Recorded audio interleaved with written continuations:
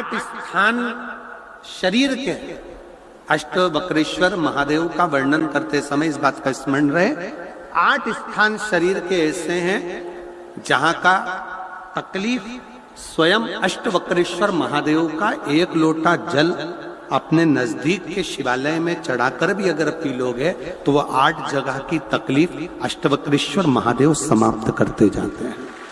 8 स्थान, पहला नेत्र, ये भुकुटी के बीच का स्थान, भुकुटी के मध्य का स्थान।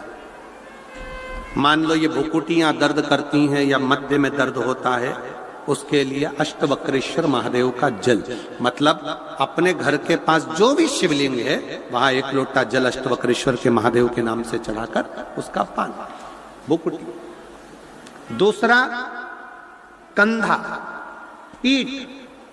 कई लोग ऐसे हैं जो रात्रि को अच्छे से सोते हैं और सुबह उठते हैं तो उनका ये दोनों हाथ के बीच का जो भाग होता है वो दर्द करता ही है। उस समय पर अष्टवक्रेश्वर महादेव का स्मरण, अष्टवक्रेश्वर महादेव का जल, उसका पान।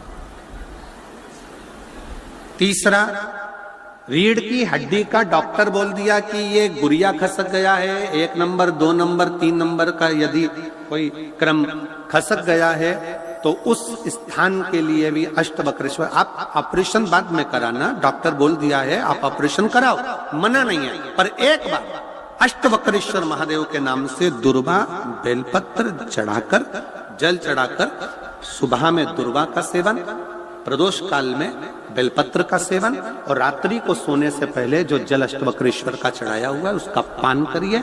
आपकी रीढ़ की हड्डी का कैसा भी क्रम होगा वो ठीक होना प्रारंभ हो जाएगा। अष्टवक्रेश्वर,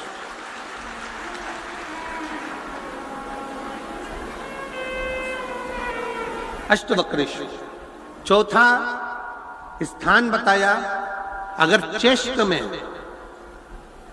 में कोई तकलीफ आती है, चेस्ट में गांठ हो जाए या चेस्ट में कोई प्रॉब्लम खड़ी हो जाए तो उसके लिए भी अष्टवक्रेश्वर महादेव का स्मरण किया जाता है।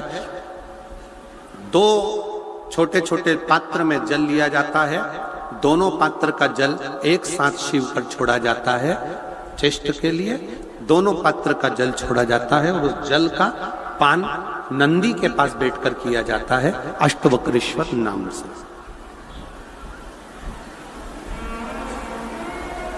अष्टवक्रेश्वर।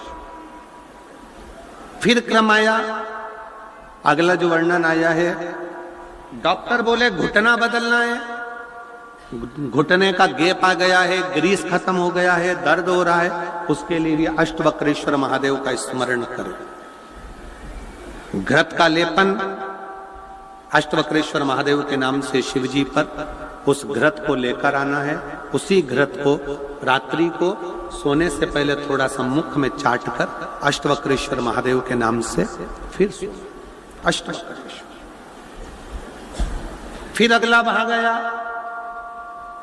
अष्टवक्रेश्वर के अंतर्गत यदि इस गले से जुड़ा हुआ कोई रोग उत्पन्न होता है तो भी अष्टवक्रेश्वर का ही स्मरण किया जाए, जल का पान अष्टवक्रेश्वर। और 8वें स्थान के रूप में जो पिड़ली के घुटने से नीचे के जो भाग होते हैं उसके लिए अष्टवक्रेश्वर महादेव पर 7 दुर्वा, 7 बेलपत्र और 7 अक्षत शिव को समर्पित कर कर दुर्वा बेलपत्र का पान 7 दिन तक लगातार उसी भाव में अष्टवक्रेश्वर महादेव का नाम लेकर किया जाए। अष्टवक्रेश्वर।